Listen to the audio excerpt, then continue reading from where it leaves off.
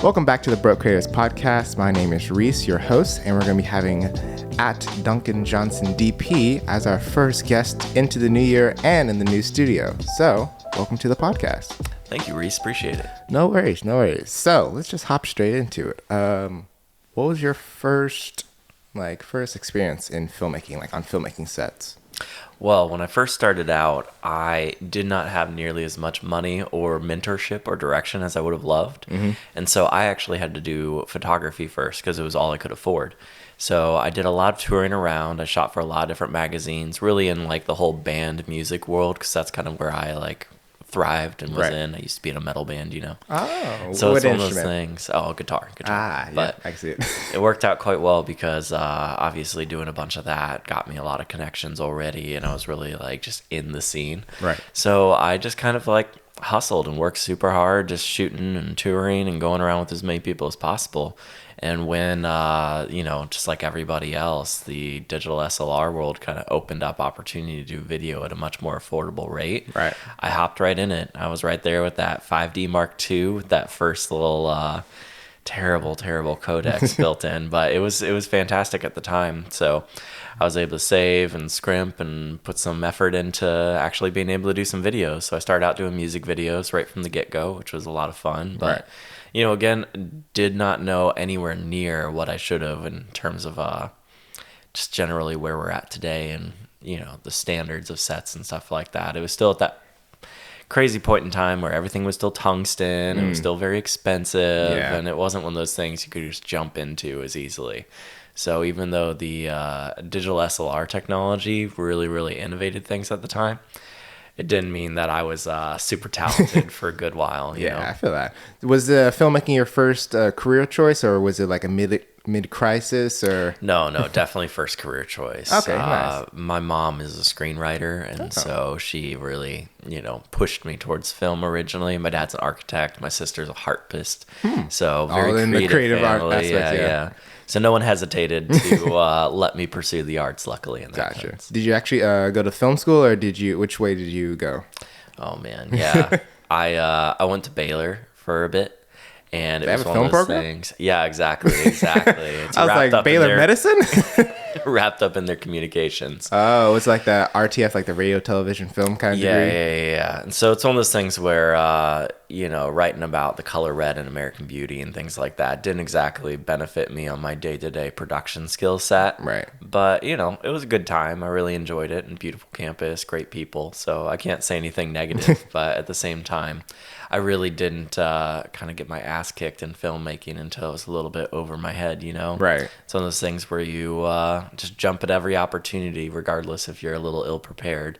And at that point, you kind of got to play catch-up and figure it out. So I've always stretched my legs as much as possible in terms of trying to go ahead and get the opportunity to do something further than I know I'm capable of. Mm-hmm. And then either hire someone, be very studious, and work hard on learning the skill sets that I need to. Right.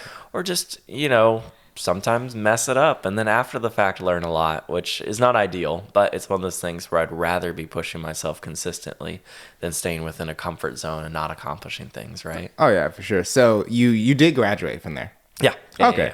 Because some people like me, they go for 4 years for an associate and they realize they're like, well, I don't think this is what I want. Oh man, a 4-year associate. Yeah, you say. A 4-year associate, and then in the end, you don't come out with any piece of paper. You're just like, well, screw this.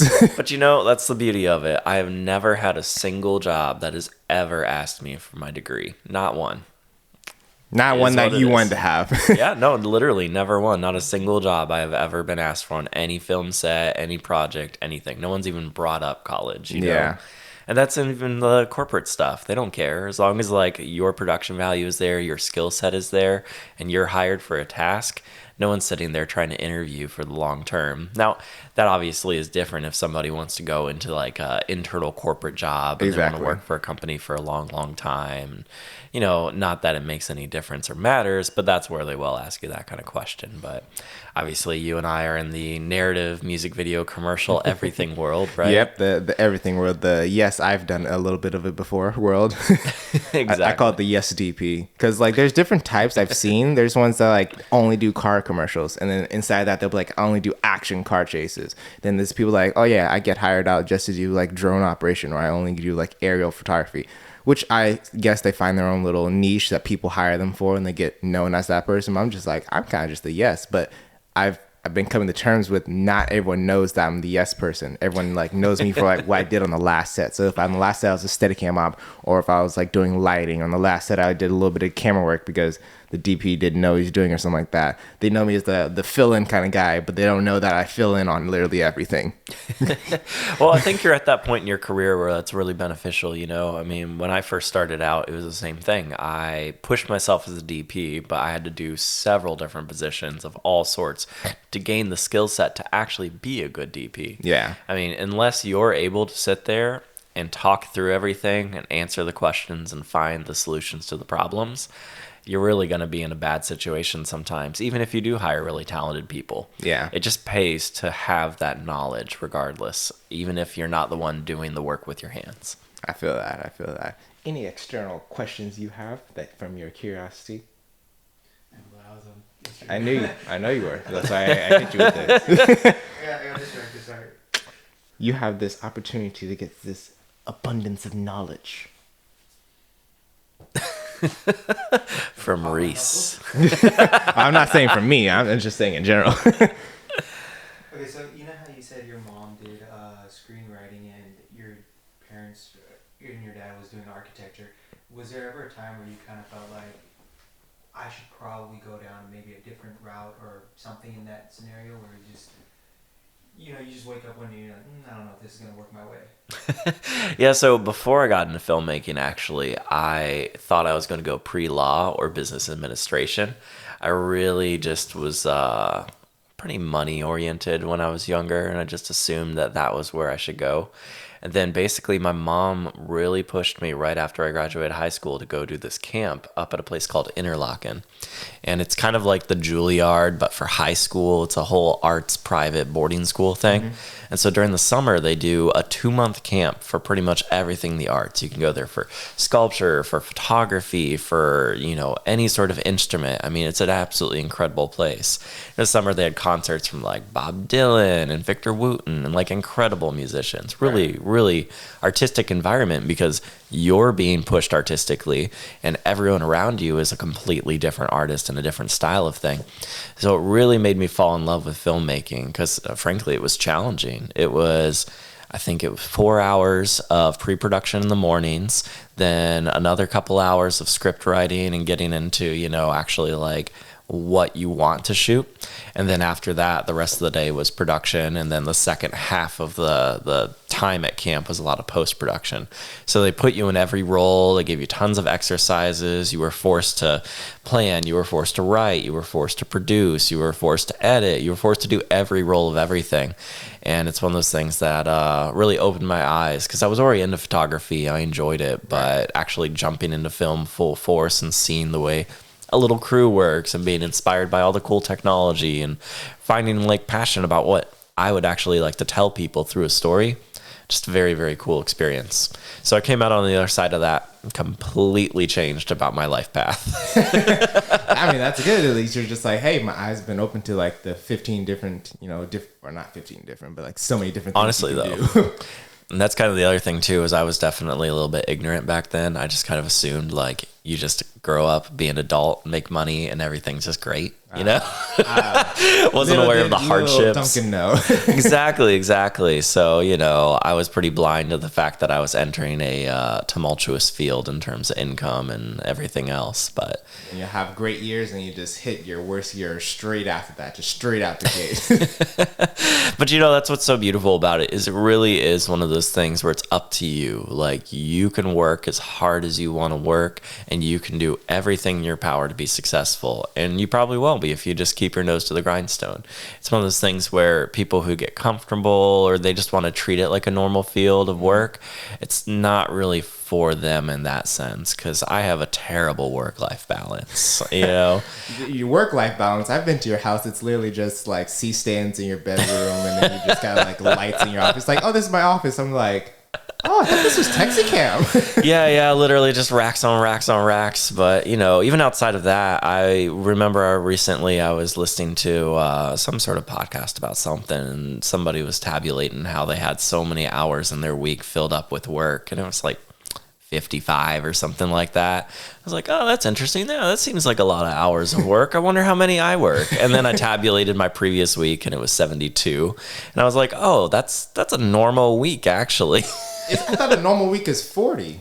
Well, yeah, in terms, I'm just saying for my normal weeks, Oh, yeah. I was pleasantly surprised to find out that I'm a hardcore workaholic. 20 at my day job, and I'm like, I didn't think of a new life. I mean, I feel the same way. Like, I'm just like, what would, shit, if I probably looked at my work life, because I went to sleep at 3 a.m. this morning, editing. Actually, no, I went to sleep at 3, woke up at 5, and then started editing a project and went back to sleep. So yeah, no, like, if I did my work life, it would probably be something around like, I don't know, 80 hours, because it'll just like research would have to be included into that. Not all I do is just like look up like little PDFs of lights and be like, yeah, lemon value. That's what I'm saying. It's one of those things where it's a career field that you need to get to a certain point of accomplishment in order to have that ability to have the time off, because you really have to be making more money. Yeah. And then the double-edged sword to that is by making more money, you're able to also have more opportunities to do more jobs and continue to make more money.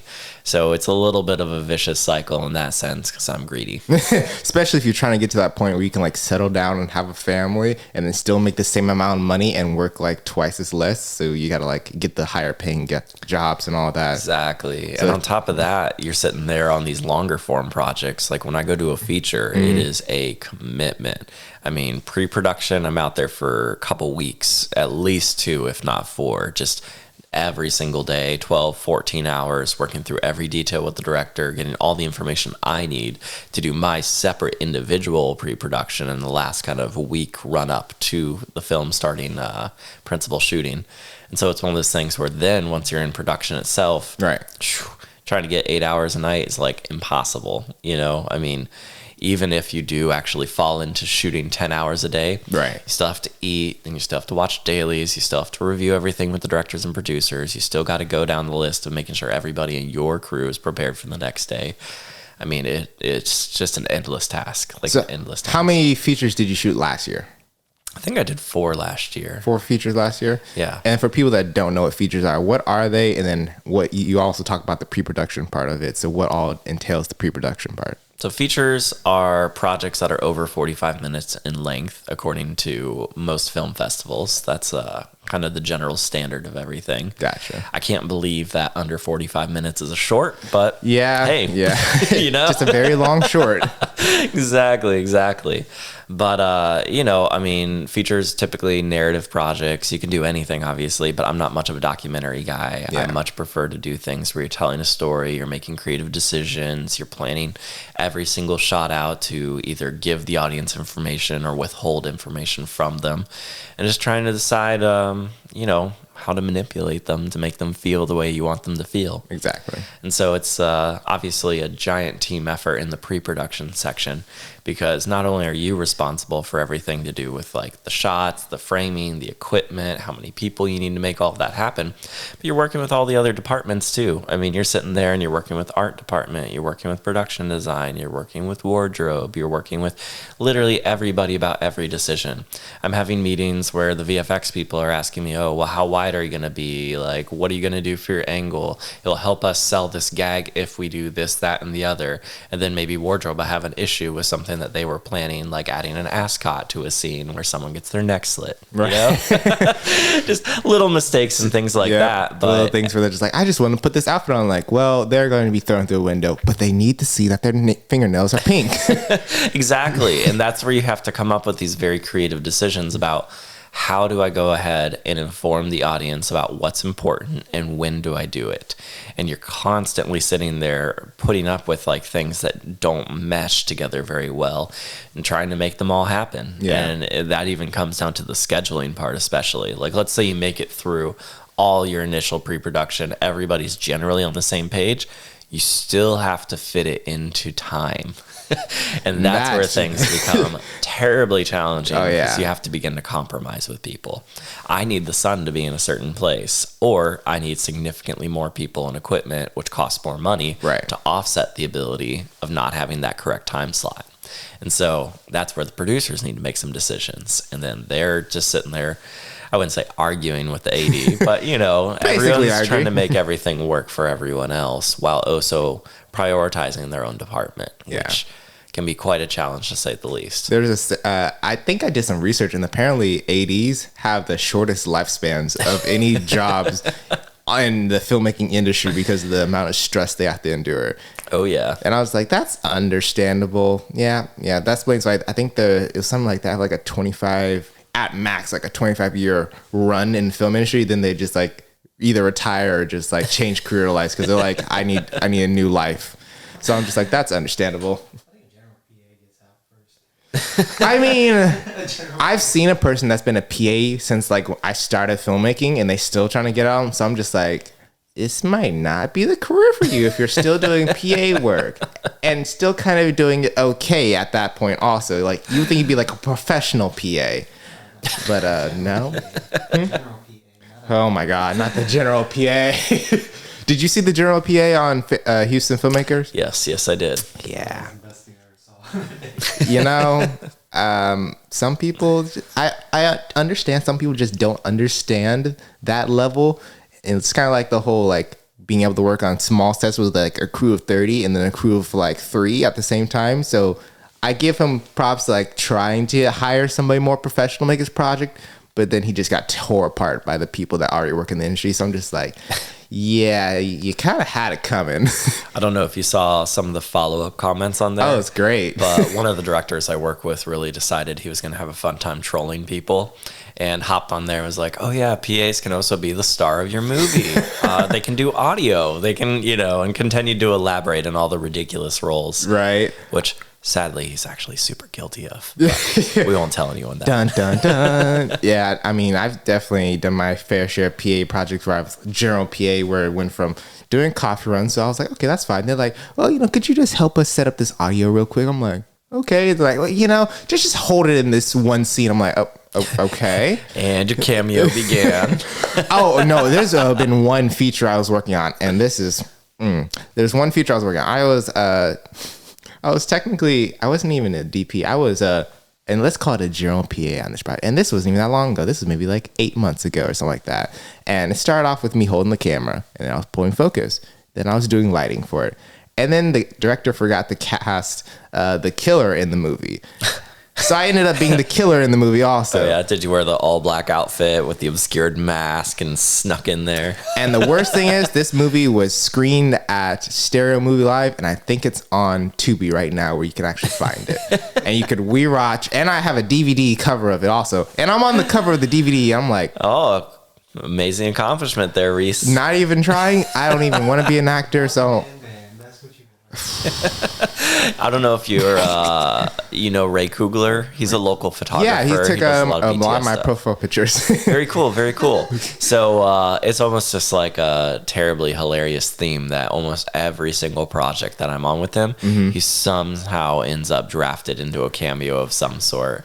I mean, there have been situations where I swear during a feature he probably has 8 roles, something like that. And they're all like little things. It's always like, oh, here, because he's the BTS photographer. They're just like, hey, we need an extra person. Put on this cowboy hat and smoke a cigarette and walk across the frame real quick. Or, oh yeah, here, pretend like you're the narrator at the club, just like, shouting stuff out over the mic. Oh yeah, just do this, that, and the other, wearing the all-man green suit for the VFX thing real quick. Just dance. Just do this one thing. That's when you have like a extensive like extra credit that's longer than your actual like working in the industry credit. Just like IMDb extra for this, and this, all in one movie. Oh yeah, absolutely hilarious. I was working on a project with Charlie, and they were short one person for like these extra goons in the movie. And I was just like, oh, he looked at me and said, "Ellie, can you do it?" I was like, I'm down to do it. I was like, and the guy who was the main actor, he was one of the original Power Rangers. Oh, nice. And so I was just like, yo, if you can throw me through a table, I was like, yo, that's all I care for. Did he throw you to a table? No, they wouldn't let me. Oh, man. It's something about liability issues. I was like, what is this? Of course. That would have been so cool, though. Life accomplishment right there. That's when you say, I was thrown by John Wick. Right. So, what got you into DMX? Like, when did it start? When did the fascination? And also, for people that don't know what DMX, like a little brief run through of what it is. Okay, well, even before then, actually, what got me into lighting in the first place was not knowing nearly enough about it. I was already on the path of like DPing some projects and doing a lot of different things and hiring some good people, like really, really talented gaffers. And frankly, I just did not know how to put together the right package for them beforehand when I was actually having to get things rushed through pre-production. So I was starting this one film, and it's terribly embarrassing, but this friend of mine, Ryan, who's very talented, union DMX tech, electrician, gaffer, all the above, you know. Right. Back then, we were just dudes. Just chilling. And he walks on the truck. Has no clue who I am, never met me before. I'm just up in Burbank just organizing all the shit. And he literally is like, oh, hey, man, I'm just, you know, kind of on this project real quick in between some other stuff. It's not a very big, but it should be cool, right? I don't know. Well, here, let's look at the package. I was like, oh, yeah. You know, rags are over there. We got some lights over here. HMI's over there. Yeah. Sky panels up here, you know. And he starts going through everything. And he's like, why do we have 4 6x6 full polys? And I was like, oh, well, you know, thought we'd need some. And he's like, dude, who's the idiot that put together this package? I was like, well, that would be me, the DP, Duncan. Nice to meet you. And he was like, oh, okay, man. Well, you know, this kind of sucks. I mean, at least he was kind of truthful. Oh, I love his truthfulness. And that is one of his best traits is like, if you ask him for grace at lunch, if you ask him for whatever random thing and he thinks it's not worth doing or isn't the right thing, he will not hesitate to tell you. And I love that aspect of our relationship, to be honest. And so it was really interesting because after that fact, I realized I should be able to have the skill set as a gaffer. I should be able to understand and communicate exactly what I want with lighting rather than being completely stuck and reliant on other people who know more than me. Yeah. So it's not to say that I'm obsessed with knowing everything about everything, but I at least should be able to communicate better if nothing else at all. But obviously it led to me loving gaffing, loving lighting in general. It's pretty much I DP features, little projects as well, but mostly the features, and then I just gaff a ton in between because I've become so obsessed with lighting. Yeah. But that's what led me to DMX control, and wireless DMX in particular is what kind of kicked things off for me. And so that's just the protocol for basically being able to take channels of information and send them to make your lights do whatever you would like them to do. And so it's one of those things where I didn't really know what I needed. I didn't really know what I was doing. I was asking several different people, but not that many people these days are actually that into, especially the wireless DMX, particularly for film. Yeah. It's still much more of a club, theatrical, kind of theater space thing. It's like a college club, honestly. Yeah. Or at least, you know, in film, it's really on the biggest budget productions. It's not being utilized as much for indie films, which is a real shame because if you know what you're doing, it can be incredibly efficient. It can open up every opportunity for you to do some amazing stuff you wouldn't be able to do before. Yeah. And so I always had the issue of working with directors who wanted lighting gags, but they didn't know what it would take and they didn't plan it out in pre-production with me. And so if it was as simple as like a light swiping left and right in a pan, or if it was a light just changing intensity or color levels or things like that in the middle of a scene and trying to cue those without any audio or trying to have everything like be very specific when someone is on the fixture using their hands to adjust it. It's just very, very, very challenging. And then for every single fixture that you want to make an adjustment, you need additional bodies. And that's terribly inefficient, costs an arm and a leg, and frankly won't yield the best effects. So that's where I realized, okay, I need to go ahead and learn this stuff. I need to jump into it. So I started out the really, really, really ultra cheap route, and I got the Moonlight, the Lumen Radio Moonlight. Oh, yeah. And so that's a little transceiver. It's like $500. Amazing little device. I wouldn't say it's the highest end of devices, but for what it is, it's fantastic. Right. I own several now. But basically, what's interesting about that is it's Bluetooth. So if you're looking for a quick, casual intro to DMX, you can just run it on your phone, run it on your iPad. You don't need to have all this elaborate, networking skill set. You just connect to it, open up Luminaire, plug in your lights, and you go. And so it was a really, really great introduction for me because I have several lights that already had Lumen Radio TIM 2 chips built into them. My Lux had 4, Astera tubes, Quasar tubes. Oh, so you already had all those lights and then you started getting into DMX? You didn't already start planning for them? No. So I owned a variety of lights and I hadn't prioritized them by purchasing DMX stuff yet, but I did know that they had the ability to do DMX. Right. And so it's one of those things where I was like, okay, well, I probably should utilize this someday, and just never made it a priority. Right. Until I had a project for a record studio, and it was a big gospel video, right? And so I was DPing it. I hired my really good friend Josh Zola to go ahead and come out and gaff it for me. And basically what they wanted were a bunch of different lighting cues to happen mid-song, because it was basically a L-shaped stage with a whole band, a little miniature violin quartet, several choral singers, and then what must have been 3,000 candles. I mean, as many tea candles as you can imagine. We had a whole team of 20 PAs with lighters just going in between takes and touching up all the candles, honestly.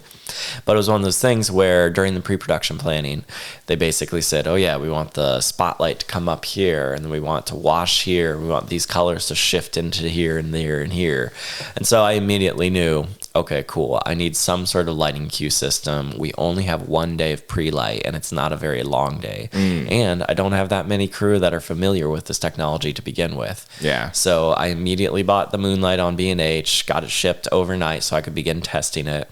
Booted up Luminaire, which I had rented and used on a handful of other projects already out in Los Angeles. Right. But when I rented those, they came fully kitted out, ready to go, and we had hardlined everything. I mean, it was just Opti splitters hung up in the grid. It was a bunch of Light Mat 8s and S60s and just very generic fixtures. And then the iPad setup was one of those ones that you'll see everywhere in Los Angeles, where it connects to the little Apple Wi-Fi router, and then that runs into the Intech DMX conversion, and then that plugs into the 5-pin out to basically give you one DMX universe, but more than enough for the majority of projects. Yeah. So definitely worked out. I mean, we ran about 40 lights for that, and it was relatively simple because, light mats, it's only a handful of channels. Yeah. But and that project came out pretty good. You were able to do it all inside that 1 day or probably half a day of rigging. It worked out. The lighting cues and getting them to be properly paced was actually what I learned was the challenge very quickly. And again, that leads into the technology. Yeah. So using Bluetooth was fine, but it's not as rapid pacing as I learned I need. Yeah. Especially when I continue to encounter directors who don't want to talk about lighting cues in pre-production. They just want to ask for a bunch of crazy stuff on set. Yep. And so to this day, I still go to music videos all the time, and both the director and the DP randomly ask for, well, I want this, I want that, I want, everything to happen mid-shot. And so that's the good thing, because with this DMX, before you'd be like, and let me go into the presets and figure it out. But now you can literally be like, see, even though you kind of caught me off guard, I got this all queued up. I just need to change the picture profile, or not picture profile, the profile on the tube, whatever you got to do. And it only takes like 5 minutes before it'll be like, you said you wanted a TV flicker? Man, shit. Oh, yeah. And that's the thing, too, is it's opened up a whole new world of challenges and important things that I've realized are actually super important for me to add into my features. I genuinely need someone to be programming that is separate from handling fixtures, Yeah. And that's tough to convince someone on an indie set, hey, I need a whole different crew member that's, several $100s a day dedicated to just typing in numbers on an iPad. I mean, sometimes you're sitting there just trying to convince someone a really high quality DIT and the higher end hard drives are worth their weight in gold. So then to really convince them you need someone to just digitally control your lights is quite challenging. But, that's also on the flip side, where then on set, when they don't provide you with the proper resources, things get very, very challenging. Yeah, and they see it. I mean, the last feature that I did, well, not the last, the second to last feature I did in LA with a very simple setup, you would think. It's a mother-daughter drama. Everything's either daytime or nighttime. It's not really RGB or crazy music video cues or anything. Right. And it still took a ton of time and programming, because I tried to go ahead and basically make it able to be shifted around in terms of what was shot when, which meant everything had to be fictionalized in terms of the light. So I treated it more like a studio. I used the Androki magnet set with the Asteratubes to be able to put them up and surround the edges of pretty much every room with lighting, right? And so all of a sudden I could make the light come from the left. I could make the light come from the right. I could make it more frontal, more rear. I could touch up the highlights on things. I could put practicals in every single controlled Astera NYX bulb just spread throughout the set. Right. I could tent everything outside the windows and put fixtures there. That could be daylight. They could be tungsten. They could be sodium vapor. Right. It could be literally anything I want. So I would do things where I'd build little ultra balance nests outside and then shoot up like a Lexed or an S60 or a Vortex into them. Right. And basically that allowed me to all of a sudden create the world of light how I saw fit. And it gave me the ability to do some very unique things in pre-production that, some of them pulled off well, some of them didn't pull off as well. But it opened up my storytelling options where I could do in one consistent shot, day to afternoon to night and back to morning without any concerns whatsoever, because you program it all. Yeah. And I'm pretty sure you got known for that, where a person was like, oh, well, this director, he was able to pull this, or this DP was able to pull this off. And they're like, well, I've been wanting to do a shot like that, and I didn't know who to contact. And people were like, yeah, we could do it. But then when you get on set, it goes horribly wrong and ends up being somebody holding an S4 being like, day to night. Here, pan that Skype pen over here. 100%, and it just changed my entire perspective. I honestly can't imagine trying to do productions without DMX now. But what's so interesting is in those moments, that's the same situation that led to me realizing how important a dedicated programmer is, because my gaffer on that one had himself and then his best boy going ahead and doing a lot of the programming for him. But even so, when there's a lot of lights and need to be moved very quickly, and regardless of how good your grip department is, sometimes things just take a lot of time to set and get finessed and ready to go. Yeah. And especially when you're still working on trying to get everything really finessed with the fixtures, as well as everything you're manipulating the light with. Right. It just becomes quite challenging, to the point that I would literally have my gaffer Nate sitting to my left at Video Village, just frantically typing on the iPad, trying to get everything put exactly how we wanted it to. And everyone else on set would just be sitting there silently just looking at him. The director would be like, oh yeah, are we almost ready? Are we ready yet? Yeah, exactly. In silence, of course. And I know what he's doing. I asked him to do it. Right. He knows what he's doing. He's trying to get there as quickly as possible. But art doesn't know. Talent doesn't know. None of these people know. And when you fly everyone in, it's great. You have your talent there that you really need to get that last little bit of his eyes are a little more sunken in. Right. Or the skin tone's a little warmer than I thought it would be, or whatever. And you're just trying to get those last looks touched up.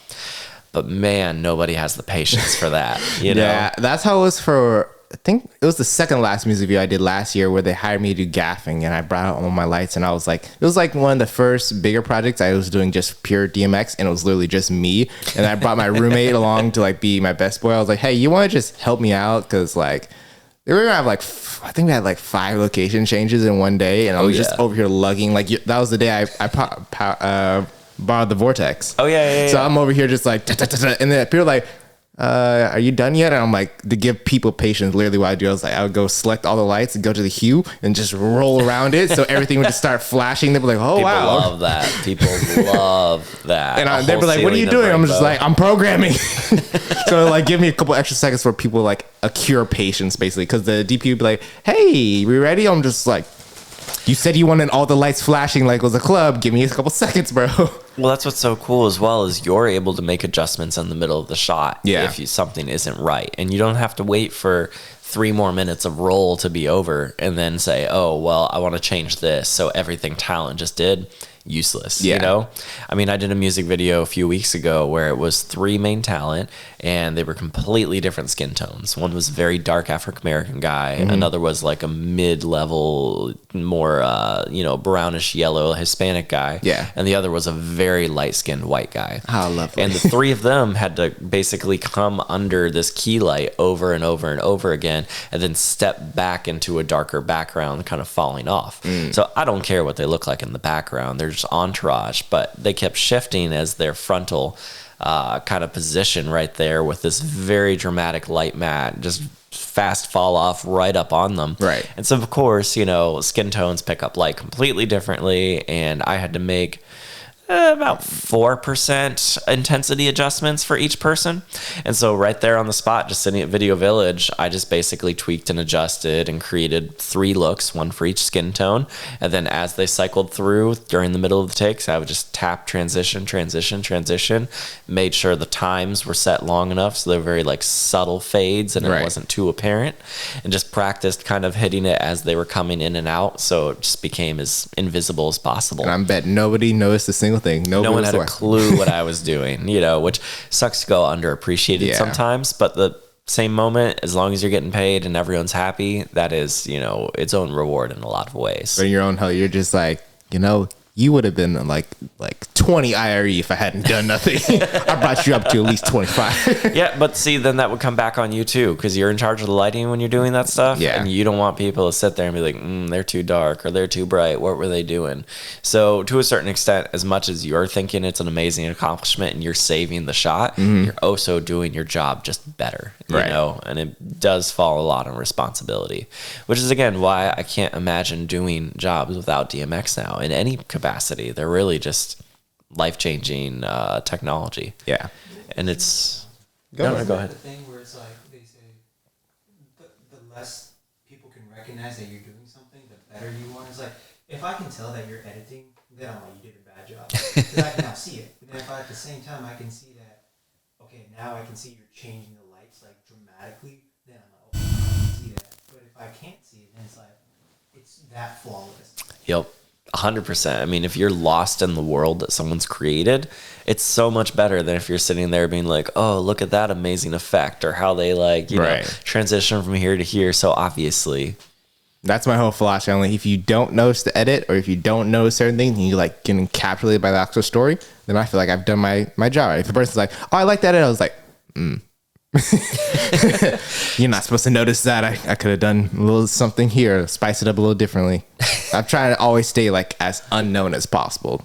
Makes sense. Well, I will say, okay, so one thing that I'm sure you've experienced now at this point is it's both a good thing and a bad thing. Bad for your bank account, good for your work, is that you judge lighting fixtures completely differently now that DMX is incorporated into them. I'm so much more picky. Like, I wish this just had like one little, like, was the next gen that just had a little DMX plugin. I would just use it to take away the world. So everything I'm looking at, like, has to have like DMX. Like, I was supposed to send you a link the other day, but I knew you were like busy, so I was like, hey, have you seen this new Roscoe? It's like a Roscoe like little pocket light. Oh, the Dash. Yeah, the Dash. I was like, is this a good investment? Because $400 for CRMX on an MC, basically. I was about to say, I was like, because I'm really considering it right now, and it's like advertising in bold print CRX on the back. I'm just like, when that came out, I literally messaged my good friend David Chu, who's an amazing DMX programmer over in Singapore. And it was the funniest thing. So I was like, hey, man, you think $400 is really worth it for this fixture, you know, versus just getting an MC?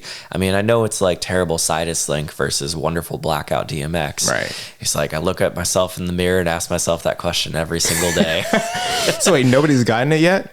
I mean, I'm sure they're around. I've seen like a couple posts that Roscoe's put out about it, but I haven't had any firsthand experience with them. And I don't think that many people are jumping at the idea of taking a very tiny little output fixture like that and spending $400 on it. Yeah. Because, I mean, you can get a 12 pack of the MCs that do essentially the same thing from Aperture for like $1,500, I think. I think so, yeah. Something along those lines. And that's only going to get cheaper as time goes on. So, but it's we'll not. See. Doesn't have the CMX. I know. And even beyond just the ability to have or not have DMX, you start to judge profiles. You start to judge the quality of like the chips inside them and how rapid it is. Yeah. Because again, I am not trying to just like madly shit talk Aperture, because Aperture is great. They do some amazing stuff, and I'm a big fan of certain fixtures of theirs. They come quite a long way. Yeah. And man, did I rock a 300D hard as long as I could when it first came out, you know?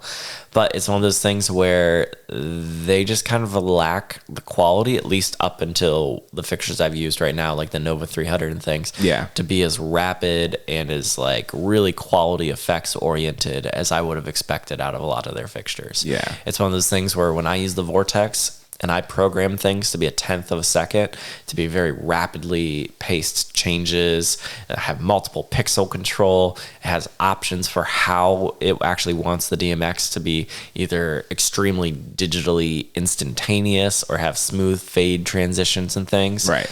It's just incredible. I get a clean red and a clean blue, and then I try to apply the exact same effect. I just pump it over the Nova, and it just sits there in a muddy old pink, not doing anything for me. I mean, that's changing. Also a part of the whole, I forget what the technical term, but that whole price range thing where, the increase, the more you pay, the just diminishing return. That's what it is. It's all part of that diminished return. Because the Vortex, that's like $5,000. And then the aperture is like, what, 1,300 or 1,600 with a case. So. Oh, yeah. But, it's night and day difference in what it can do. And it's just, you get what you pay for. Yeah. And that's one thing that I've definitely learned is there's a few fixtures I absolutely love. I use every day. But you get what you pay for. They have some Achilles heels to them, Either the DMX doesn't keep up as rapidly as you want. The profile's heavy not quite fucking correct. hell. Exactly. You have to make compromises when you don't want to pay. Yeah. And, some of it is technological. Some fixtures, you can get like an orbiter or something like that, and the output might not be what you're looking for, You may want to get the Philips, the new Q10 is going to be amazing, but even so, it's still not a perfect fixture because nothing is a perfect fixture. Yeah. So we're in this world where we're so lucky and we're so just like spoiled, frankly, compared to just blasting a bunch of like tungsten at everybody a decade ago. But at the same time, we're just on the cusp and it's going to keep changing dramatically. It's going to happen very quickly and the prices are going to continue to shift. I was amazed when I was able to get bicolor fixtures a handful of years ago for, a couple $1,000. I was like, this is incredible. And now I'm sitting here judging fixtures with RGB and CRMX and all of these things being like, oh man, that's kind of pricey for that. Oh, it's not waterproof too? Like, I don't know. See, I feel like your perfect fixture would be like your cream source. Like if it doesn't have like the same water resistance and like output of like this equivalent to the sun, you're just like, Oh, yeah. I mean, I love the 600Ds. I'm very excited about the 600X. I'm sure in a few years that'll be a hilarious statement. Yeah, we're going to come back in here and be like, they don't have like a 99.9 CRI. I've been using the Evoke 1200 quite a bit recently, and it's a pretty decent fixture. It's like very simple, but it's pushing towards what HMIs will get replaced by, I feel. I mean, we'll see how long that takes, but I'm very excited. I'm very excited about LEDs in general. I just think it's amazing technology, and the fact that it opens us up to do so many amazing things in our creative world and our storytelling. It's just so cool. So yeah, it costs an arm and a leg, but I want to be on the cutting edge. I want to have the options. I want to do things that other people aren't doing. Right.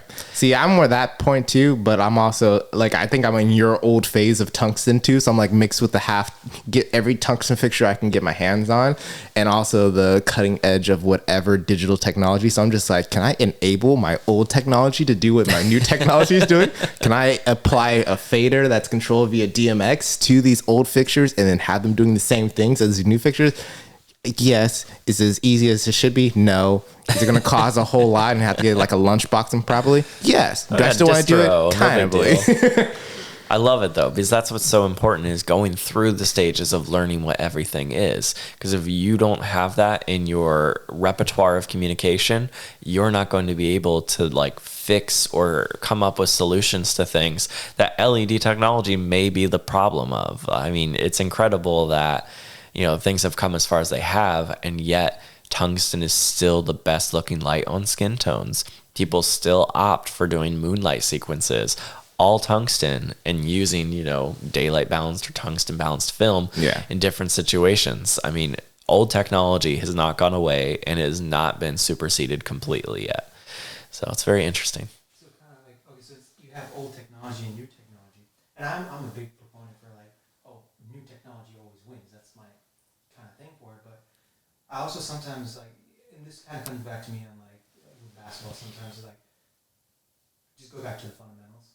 Like, does it ever click into you where you're just like on a set or you're just, maybe just researching new products, like, can I go back to the old routine that I once used to have and then perfect it even more and more fundamentally? It's very true. It's very true.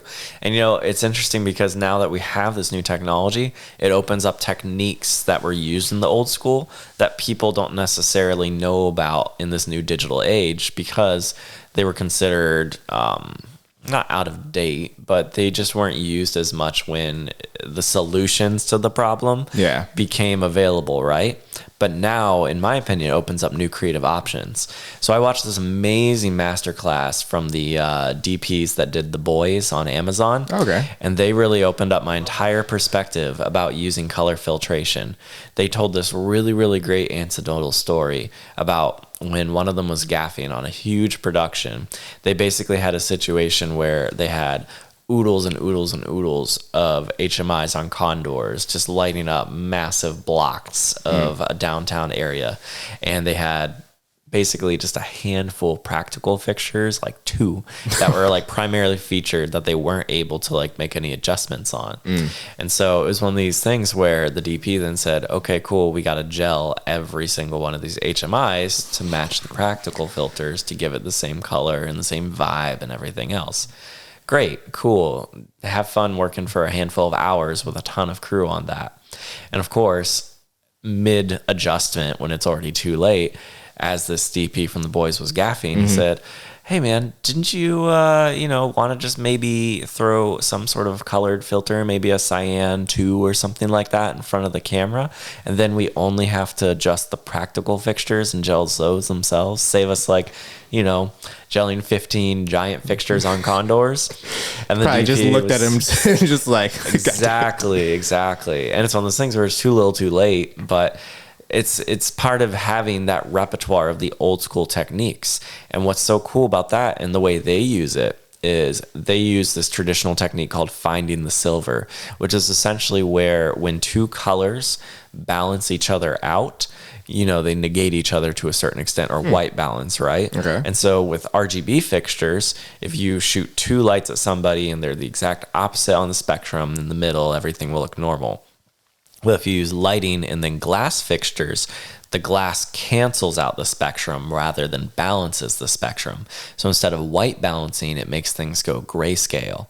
And so basically when you're able to go ahead and project the light and it's the exact opposite of the color filter, it turns into black and white. And when you make that into like a rim light or a light that's cutting the side of someone's face, it gives them this monochromatic silver kind of glossy look that's very high production value, very old school and super cool. And even beyond that, you can use that technique extremely creatively with RGB, because you can put a deep blood red filter on your camera and then you can shoot the exact opposite color in the spectrum on certain areas, and obviously it'll make someone black and white, and then the rest of the whole scene is blood red. And it's just very weird practical effects that once you understand the spectrum of colors and have this arsenal of these old school filters, a lot of them they're not produced anymore. You have to get them on eBay. Right. Because it's old tech, you can do incredible stuff. That's what I'm definitely going to have to start. I'm going to look into that one because I haven't heard that one before, so I'll have to... put another 40-hour week on that one. Oh, yeah, man. You're welcome to borrow my filter collection anytime. I have quite a lot. I have half of them, but I just have the diffusion. I've been killing everything. I'm just like everything 1%, or not even 1. I'm just put a whole 1 on it. Oh, you'll love my color case. I got a big old flight case full of colors. Gonna have me addicted to everything now. every coral. Jesus. I was going to mention that, like, when you said, like, the monochromatic on the lens that it produced, I was like, oh, that's called micro contrast. And, like, so I've done so much research on lenses, because like, I did it for a thesis as well, where in school, it's like useless paper everywhere. Somehow I converted it into superheroes, right? It's just, but long story short is this, right? I was looking into it, and it's called micro contrasting, and this is why I have a huge dislike for Sigma, because they use this whole new technology in there, and the only way to fix it is basically using different types of coating on your lenses. Yep. And if you take a Sigma lens, you put it on camera, keep everything the same, the white balance, everything, the tripod, your camera and everything. Take one photo on that and then go grab like an old Nikon or an old Canon. Something with a totally different emulsion, right? Yeah, and then like the old school hardcore Japanese built ones, take a photo, convert them both to black and white, you'll see that there's a silver, like the dynamic range on that lens is just limitless. It looks like 20, 30 stops somehow, of like different colors, and then you get a signal, and it's like, that's not white when I took it the other day. It's like, that clearly looked like it was just washed in there. Like, they just took one coating and just said, all right, we're done. Oh yeah, like sometimes technological advances are not actually an improvement. But that's also the difference between all these different companies in general and what their ethos is.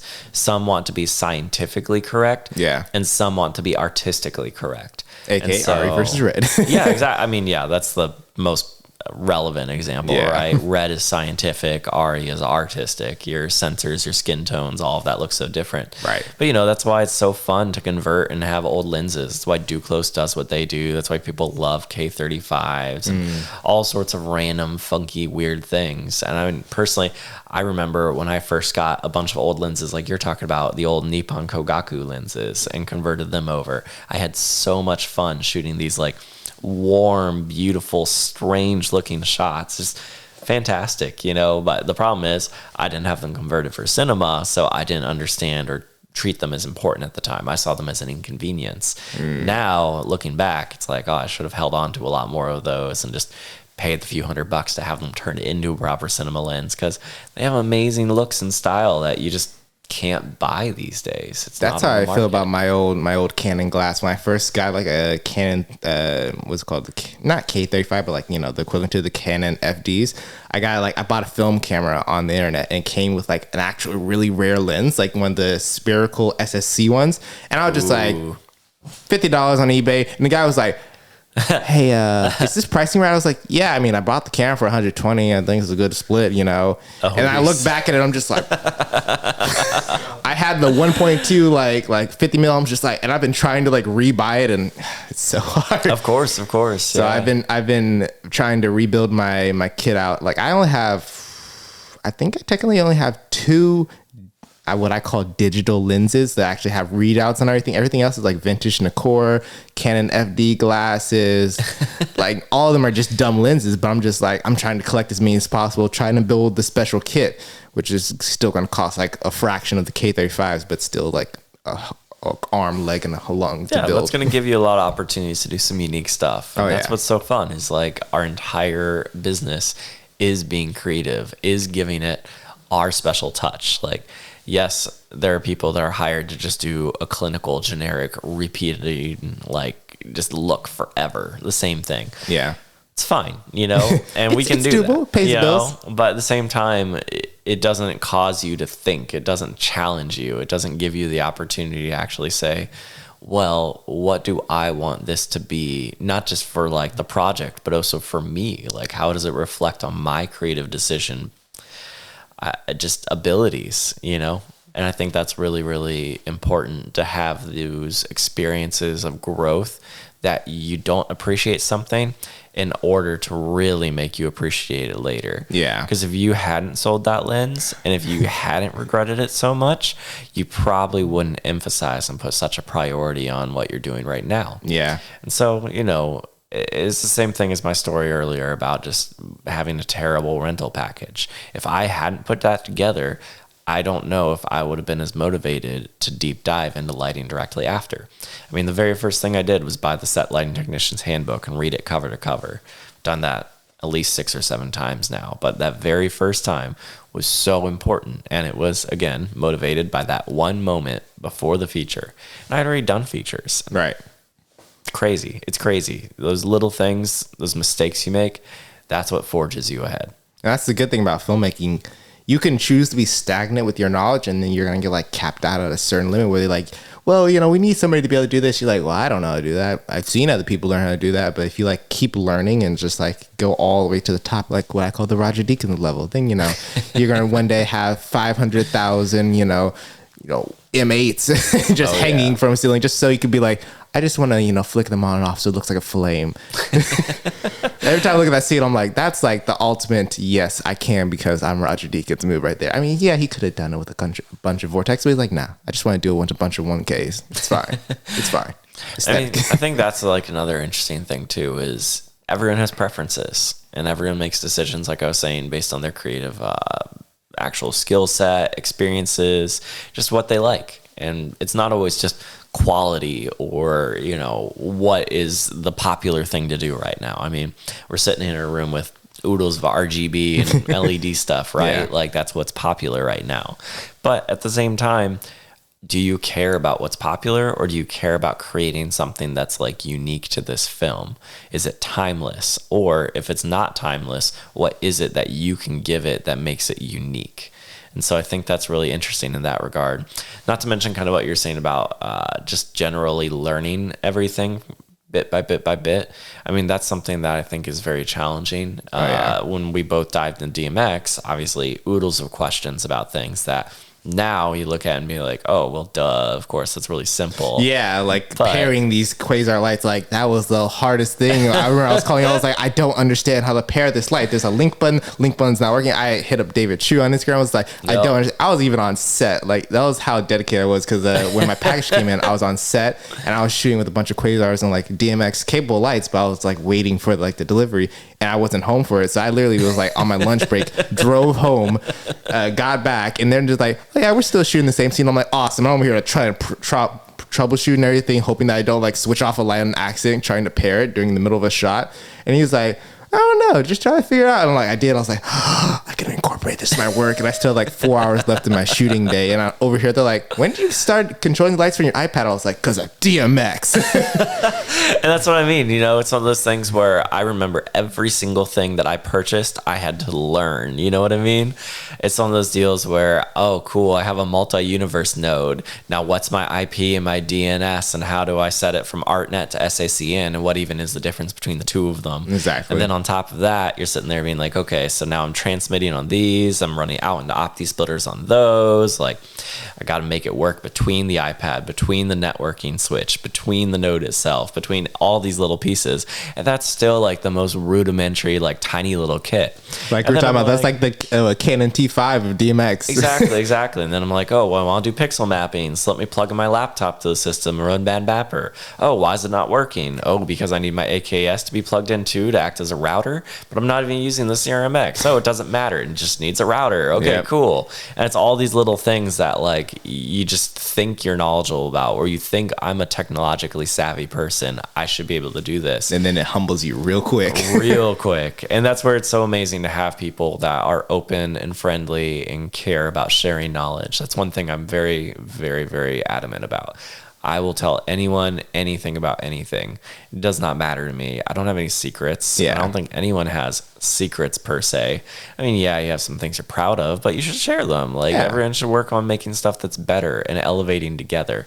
Because if anything, I challenge people to just randomly do what I do. If you like what I'm doing and you think it's amazing, cool. Go learn it. Go through everything that I went through. Spend the money, spend the time, talk to the people, do what you need to do, because you'll probably end up on the other side doing something different than I did as well. Exactly. Just because you like what I do and just because you know my path does not mean that it's the same as yours. And I think that's so important for most people to know, because everyone just wants to emulate whoever they see and be like a carbon copy clone of them. And it's not about that. That's not fulfilling. That's not fun. And right. It doesn't make you a unique creative either. Plus, also the entry level to DMX is not an easy one, especially through the price point. You can't just be like, oh, you know, it's not like when you first get into videography, which is still expensive in all aspects of it. You still got like to get on a decent level. I always say like people just buy a Sony A7 III. They're like, I'm a filmmaker. But on the G Master, I'm a more filmmaker. And then just like, what's your settings at? I am at PP0. It's like, that's Rec 709. It's like, and I'm shooting on auto. Okay, you're done. But you know, that's exactly what everybody has to go through, and it's their journey. You know, it's just amazing that we even have the options to have multiple color spaces on an SLR and have all that. I mean, it's just really, really funny that you can sit there and be so confident and so cocky and like so proud of what you're doing. And then literally, depending on how quickly you've learned and progressed, even a handful of months later can look back and be like, I hate that. You know? That's like the forever thing with my demo reels. I'll be like, man, this demo knows fire. It looks great. And a couple months later, it's like, you know, that shot is just not hitting the same. But you know, that's also the sign of progression, right? The sign of advancing and learning and getting better. And I think that's also very healthy and very important. It's not a bad thing to be unsatisfied with your previous work. It should be motivation to improve, right? Right. So if you were to give advice to a person that wants to get started in DMX, what would like a beginner kit look like for them? And then what would you say the steps would be to start learning how to like start incorporating to their sets and their workflows? I mean, it depends on your price point and what kind of work you're trying to do. That would be my most important advice. I started out, like I said, with just a single moonlight and being able to do the little Bluetooth thing, going right from my iPhone. Luminaire is only $10 a month subscription. It's very affordable. The moonlight itself, $500, pretty easy to get into. It's not like a terrible price point that's out of most people's reach. And so I think that's like a really, really, really great start just to hop into it. I mean, it's one of those things where if you're doing narrative work, that's probably all you need to get up and off the ground. I mean, you are just setting lights into settings. You're not transitioning them as much in shot. You're not controlling moving fixtures. A lot of the higher end lights do have CRMX added these days. So you can kind of get away with just like a device that's probably already in your pocket and one moonlight. Now that would be my bare bones minimum, right? I would obviously advise, if you want to take it seriously, you want the opportunity to really do something impressive, just jump straight into blackout. Get a good iPad, get a Rat Pack AKS. I mean, obviously it's a bit more of a substantial investment, right? But it just opens every opportunity. All of a sudden you have effects control. You have ways to build effects into subgroups inside of looks. You have a huge library of profiles. Not to mention the guy who makes Blackout, Jeff, is a gaffer. He is reachable on social media. He is reachable via email. He is an active participant in our community, and we should be supporting him financially as well. You know, I mean, he's creating amazing technology that is priced out for a lot of things. Put on an iPad. It's amazing. You know, it's amazing what you can do. Like the more I start playing around with it, like I just recently discovered you can start like keyframing different lights. Like how I was showing you the other day, where I was like, I was going to put a bunch of stairs into the forest and just have them like going off in random spots. I'm like, oh yeah. Oh, give me 2 more months and I'll start learning how to like keyframe different parts of like the stairs, just like go around. Control. Pixel control. I'm gonna be pixel mad, control. Man. Luminaire is a nightmare, you know. But on Blackout, smooth sailing. It's fantastic, and that's what I mean. Is like not everyone wants to jump into buying a $6,000 on the low end command wing for MA or Kansas or something. Yeah. Not everybody's ready to dive into like taking months out of their life to learn a program. A lot of people just want tap. Light goes on, you know? Right. And so I think it's really interesting that we have these options and these price points. And it's just important that we all support each other and like make sure that the community benefits from the things in the grand scheme, which is again why I think hopping into Blackout's a really great deal, because more and more people are just actually like active participants in the community, and it's much better if we can all have conversations about it and grow together and make creative choices that actually are like something I can do and you can see and then do yourself. Right. Rather than just like, oh, look at what they did on the biggest Marvel movie. That's way beyond my reach or comprehension, you know? And I guess my last question, so we can close out the podcast, is for a person that wants to get into the film industry as a DP or inside the cinematography realm, holding the camera at the beginning and then, you know, working their way out to like navigating sets and telling people what to do on the DP side, what would be your, you know, entry level advice to a person that says, I want to start doing DP work. I have an SLR, mirrorless camera, and I got like a simple lighting setup. How do I start getting projects? How do I start getting clients? How do I work my way up in the industry, basically? Yeah, there's a lot in that question. I know it was a healthy one. I mean, you know, I think like if I were to split that question into 2 parts, I would say 1, getting clients is its own challenge and its own journey, and that you frankly have to sacrifice. You have to just shoot and experiment a ton when you start out. I did as much content creation as possible when I first began, nonstop. But, you know, a lot of it was very low budget. A lot of it was free. And I put my own money into trying to do things that I thought would elevate me. And I learned from everyone's experiences. And actually, I feel better about not being paid and like holding the responsibility of messing up, frankly. And then just having the chance to meet new people and work with other people who are on the come up, and you're trying to go ahead and like basically just elevate together, you know? Worked with fashion brands, worked with musicians, worked with everybody who needs content. Everyone wants content.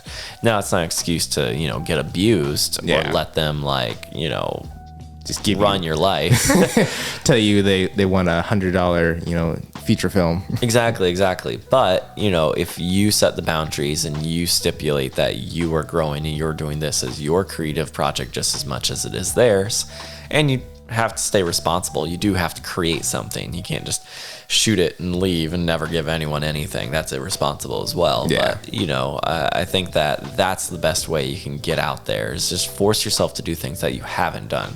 Go to places, meet people, network, and that applies to everything. The other side of that is get on film sets, get around other people who do filmmaking. If you see someone who does something that you like, don't hesitate to send them a message and reach out to them. Just let them know, and let them know that you would like to actually like participate and be involved, even if it means that you're not getting paid at first. Yeah. Just the opportunity to learn and be around it, because by being on those sets, you're going to meet other people who are also filmmakers and also have their own passions. And you have no idea where opportunities are going to lead one person to another. On the technical side of that question, I would say, don't worry about cameras. Don't worry about the technical this, that, or the other that you're trying to get out of every single new generation of everything. Learn lighting. Lighting is more important than everything. Learning how to work with the sun is more important than everything. You have to be able to know how to shape and manipulate and control light, especially with the worst of the quality of equipment that you're going to be able to afford when you start out. You need to be able to say, hey, I have terrible shooting conditions, no budget, no crew. Give me an opportunity to make something beautiful with it. What will look good? What will look bad? And how do I go ahead and manipulate it to be in the good situation? Just makes all the difference. I mean, lenses and cameras, even now, I don't freak out. I'm not concerned. It's one of those things where, yes, I love shooting on amazing cameras and amazing sensors and beautiful dynamic range. Yeah. But at the same time, if someone said, shoot this on an iPhone, which we see giant commercials and huge industry things shot on all the time, I know how to squeeze down my dynamic range. I know what won't work and what will work based on the ability to light. So Absolutely. I think it's super important. Couldn't said it better. Well, thank y'all for coming to the Bro Creators Podcast. Thank you for coming out here and being the first one of the new year.